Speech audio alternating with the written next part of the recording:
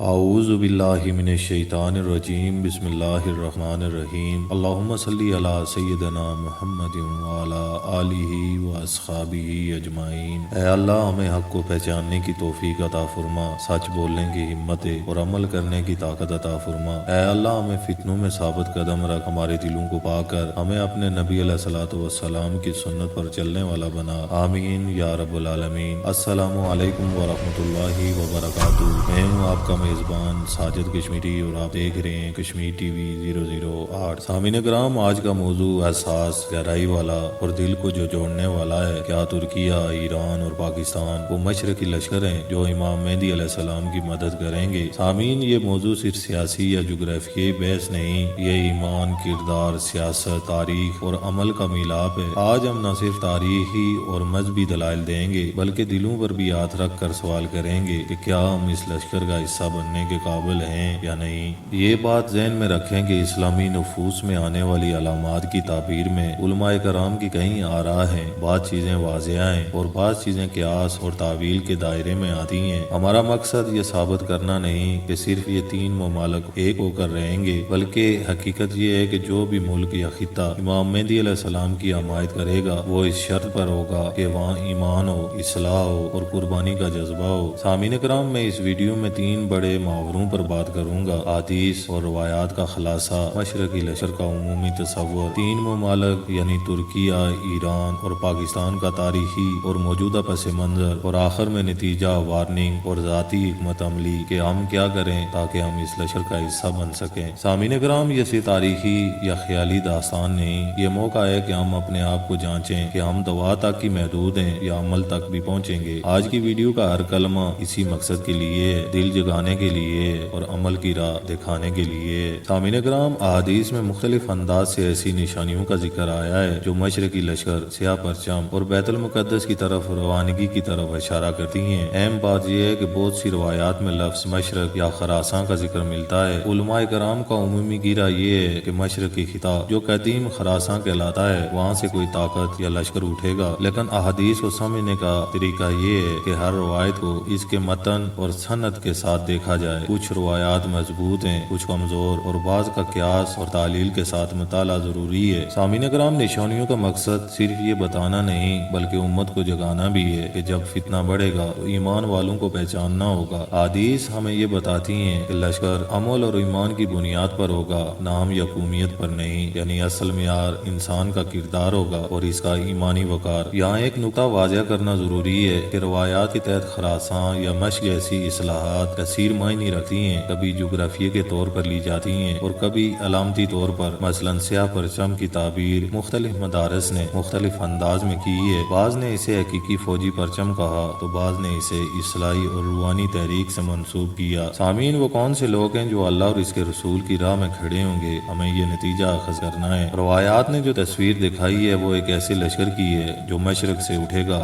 جو رک نہ سکے گا اور جس کا سفر بیت المقدس کی جانب ہوگا۔ اس کی شہرت کا اصل معیار اس کا ایمان اور عمل ہوگا۔ سامعین، اب چلتے ہیں ترکیہ کی جانب۔ ترکیہ کی تاریخ پوری امت مسلمہ کے دلوں میں ایک خاص مقام رکھتی ہے۔ خلافت عثمانیہ نے نہ صرف سلطنت چلائی بلکہ فنون، تعلیمی مراکز اور اسلامی تہذیب کا ایک بڑا حصہ سنبھالا۔ سلطان محمد فتح کا قسطنطنیہ فتح کرنا، عثمانیہ بحریہ کے ظفر نامے اور اسلامی ثقافت کا پھیلاؤ سب تاریخ میں روشن نقوش ہیں۔ مگر اتاتورک کے بعد ترکوں نے سیکولر نظریات کو اپنایا۔ کئی دہائیوں تک ترکیہ نے اسلامی طور پر ایک غیر روایتی راستہ اپنایا، مگر گزشتہ چند دہائیوں میں واضح تبدیلیاں آئیں، جیسے سیاسی اسلام کا عروج، عوامی سطح پر ملازمتیں، تعلیمی نظام اور معاشرتی رویوں میں مذہبی رجحانات بڑھے۔ ثقافت عوام میں تبدیلی سے بہت سے ترک نوجوان اپنی تاریخ اور مذہبی شناخت سے جڑے۔ ترکیہ نے علاقائی سیاست میں زیادہ فعال کردار ادا کیا، بعض موقع پر اسلامی اتحاد یا مسلم عوام کے حق میں موقف اختیار کیا۔ لیکن سوال یہ ہے کہ کیا یہ تبدیلی کافی ہے؟ کیا ترکیہ امام مہدی کے لشکر کا حصہ بن سکے؟ تو میں واضح الفاظ میں کہوں گا کہ اگر تبدیلی صرف جذبات اور شعار تک ہی محدود رہے تو نہیں۔ جو چیز ضروری ہے وہ ہے اصلاح روح، دین کی تعلیم کا فروغ، عدل و انصاف اور امت کے لیے قربانی کی روح۔ سامعین کرام، ترکیہ میں جو مثبت اشارات ہیں وہ قابل قدر ہیں۔ عوامی شعور، دینی مراکز کی بحالی اور بین الاقوامی میدان میں مسلم عوام کی حمایت۔ مگر ایک بڑا چیلنج یہ ہے کہ ترکیہ کو فرقہ وارانہ روایات، سیکولر نظریات اور داخلی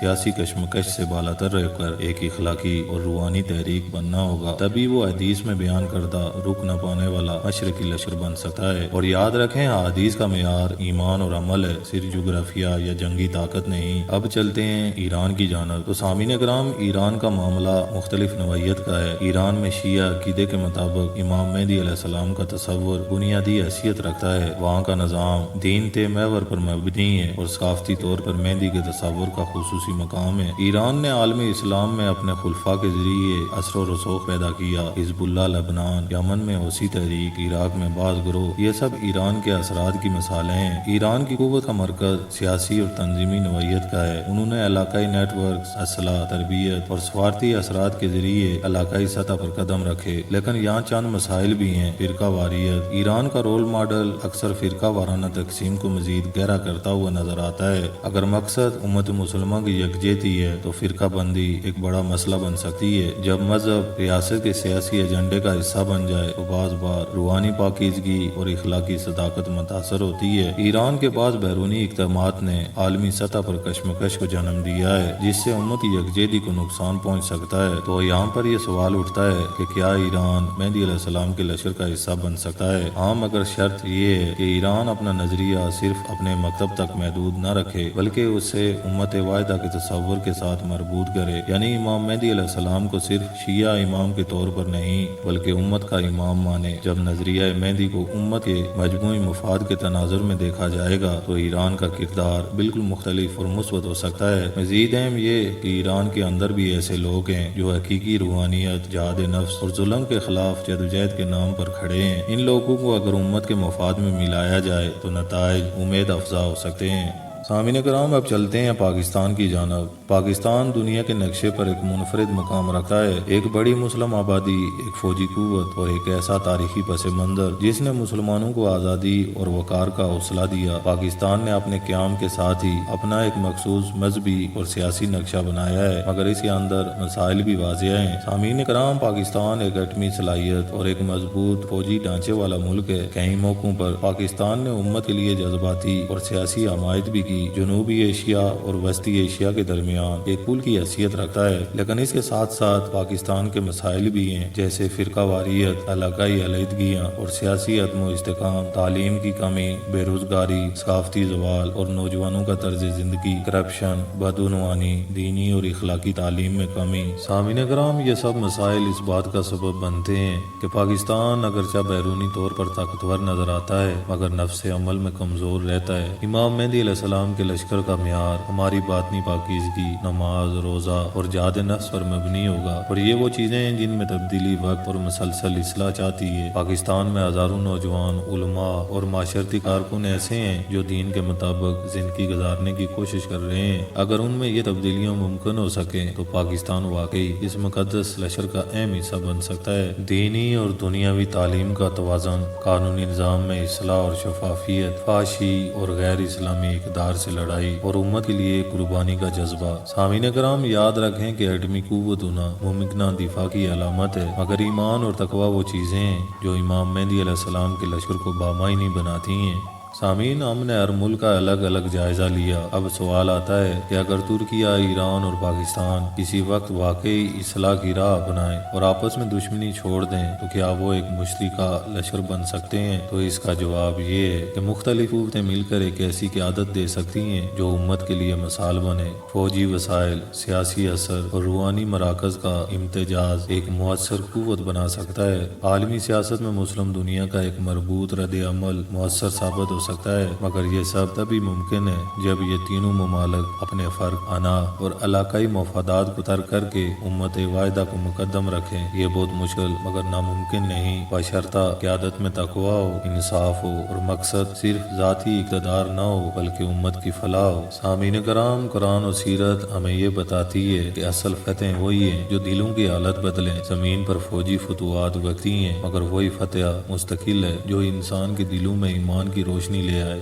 اب آئیں بنیادی سوال کی طرف کہ کون اس لشکر کا حصہ بنے گا؟ جواب سادہ مگر کڑوا ہے، وہی لوگ جن کے اندر 5 چیزیں ہوں: ایمان، صبر، قربانی، عدل اور خلوص۔ سامعین مکرم، یہ لشکر کسی فوجی تربیت یا جدید اسلحے کا محتاج نہیں، البتہ وہ اپنے اندر ایک روحانی تربیت رکھتا ہے جو جہاد نفس سے پیدا ہوتی ہے۔ ایسے لوگوں کے پاس بیرونی طاقت بھی ہو سکتی ہے، مگر اصل طاقت ان کے اندر کی ہے، اللہ پر یقین، نبی کی محبت اور امت کے لیے فداکاری۔ سامعین، یہاں ہم واضح طور پر کچھ وارننگ دینا چاہتے ہیں کہ صرف قوم یا ملک کی بنیاد پر امید باندھ لینا خطرناک ہے۔ اگر آپ کسی ملک کو بغیر کسی شرط کے مقدس سمجھتے ہیں تو وہ آپ کو دھوکہ دے سکتا ہے۔ فرقہ وارانہ رویہ بلا واسطہ یا بالواسطہ امت کی تقسیم کا سبب بنتا ہے اور یہ سب سے بڑی رکاوٹ ہے۔ اگر قومیں صرف طاقت یا دولت پر تکیہ کریں تو وہ اصل مقصد سے دور رہ جاتی ہیں۔ بعض لوگ لشکر کی بات سن کر محض جغرافیائی یا فوجی فتح کا تصور رکھتے ہیں، مگر احادیث میں اس کا مقصد روحانی اور اخلاقی بیداری ہے۔ سامعین، یہ وارننگز اس لیے ضروری ہیں تاکہ ہم اپنے آپ کو حقیقت کی آنکھوں سے دیکھیں۔ اگر ہم محض تاریخ یا جغرافیہ کے صحیفے پڑھ کر بیٹھ جائیں تو سچائی ہم سے دور ہو جائے گی۔ سچائی کا تقاضا ہے کہ ہم خود کو بدلیں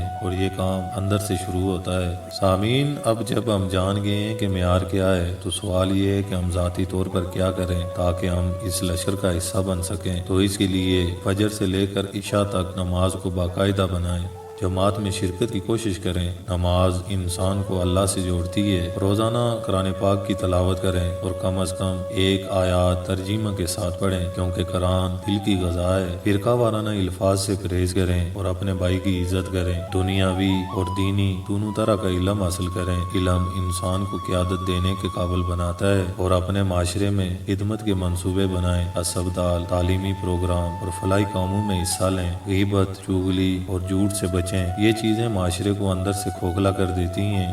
صرف باتوں پر نہیں، جب وقت آئے تو قربان ہونے کی تیاری رکھیں۔ دعا اور استغفار ہر حال میں کرتے رہیں اور اپنے گناہوں کی معافی مانگیں، کیونکہ تبدیلی اللہ کی مدد کے بغیر ممکن نہیں۔ یہ چھوٹے مگر مستقل قدم آپ کو ایک ایسے انسان میں بدل دیں گے جو کسی بھی پاک مقصد کے لیے شانہ بشانہ کھڑا ہو سکتا ہے۔ سامعین کرام، اب میں سیدھے دل سے آپ سے مخاطب ہوں، براہ راست اور سچے الفاظ کے ساتھ۔ اگر آپ نے زندگی میں کبھی سوچا ہے کہ میں کیا کر رہا ہوں یا کیا میرا وجود کسی بڑے مقصد کے لیے ہے، تو ہمیں یاد رکھنا ہوگا کہ امام مہدی کے لشکر کا مطلب صرف بندوقیں نہیں، یہ وہ لوگ ہیں جو ظلم کے خلاف کھڑے ہوں گے، جو مظلوم کی آواز بنیں گے اور جو اللہ کے راستے میں اپنے نفس کو قابو میں رکھتے ہیں۔ آپ کے اندر وہ صلاحیت موجود ہے، لیکن شاید ابھی وہ سوئی ہوئی ہے، مگر جگ سکتی ہے اگر آپ ارادہ کریں۔